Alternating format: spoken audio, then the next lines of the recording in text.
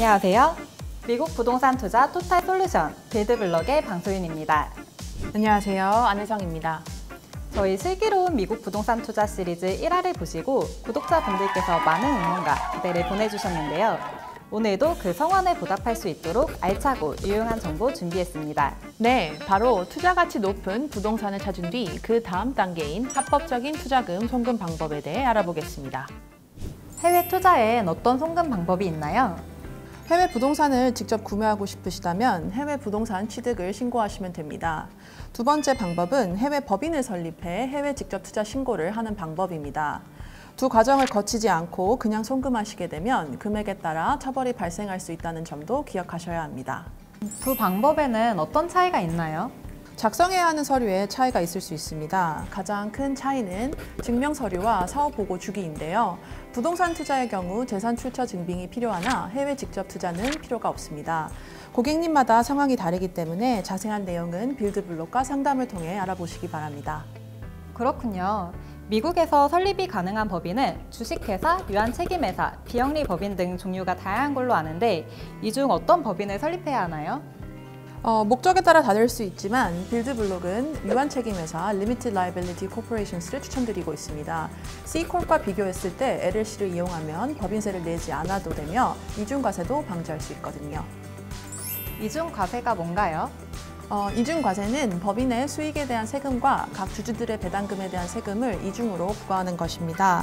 즉, 법인 차원에서 한 번, 개인 차원에서 한 번 내야 하는 셈이죠. LLC의 경우 법인세가 없기 때문에 바로 개인소득으로 간주되어 개인소득세만 지불하면 되는데요. 이걸 바로 pass-through taxes라고 합니다. 그럼 LLC를 선택하면 세금 면에서 정말 많은 이점을 누릴 수 있는 거군요. 네, 뿐만 아니라 LLC는 Ccorp과 달리 이사회를 구성하거나 총무를 지명하는 등 형식적인 경영구조를 갖추지 않아도 되기 때문에 제반 준수사항이 있는 Ccorp에 비해 운영에 대한 부담이 적습니다. 그럼 5만 달러를 말씀해주신 해외 직접 투자로 송금했을 때 미국 정부에 내야 하는 세금은 어떻게 되나요? 네, 보다 쉬운 이해를 위해 숫자를 직접 보면서 말씀드리겠습니다. 이번 사례에서 법인의 매출이라고 간주되는 금액이 5만 달러라고 가정해 보겠습니다. LLC는 법인세가 없고 법인에 속한 개인이 그의 소득세만 납부하면 됩니다. 하지만 Ccorp의 경우 법인세 외에도 개인소득세를 납부해야 하죠. 따라서 Ccorp의 경우 법인세인 1,500달러를 내야 하지만 LLC는 법인세를 내지 않죠.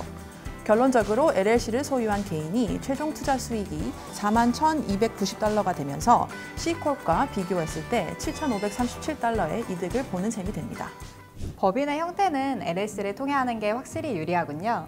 네, 이후 투자금 송금도 개인 명의의 LLC 계좌로 보내는 것이니 모든 금융 절차가 투명해지죠. 네, 아무래도 큰 돈을 투자하는 것이다 보니 걱정이 많으실 텐데요. 이 모든 과정이 내 명의의 계좌를 통해 이뤄진다니 안심이 되네요. 이 복잡해 보이는 투자 과정 한눈에 볼 수는 없을까요? 저희 빌드블록이 이 모든 절차를 투명하게 관리해주는 투자 솔루션이 있는데요. 다음과 같이 절차에 필요한 과정을 한눈에 보실 수 있습니다. 아무리 복잡한 과정이라도 한눈에 내가 지금 어느 과정인지, 앞으로 어떤 과정이 필요한지 보실 수 있습니다. 복잡한 과정을 한눈에 볼 수 있고 은행을 방문해서 일을 처리한다는 점이 안심이 되는 것 같네요.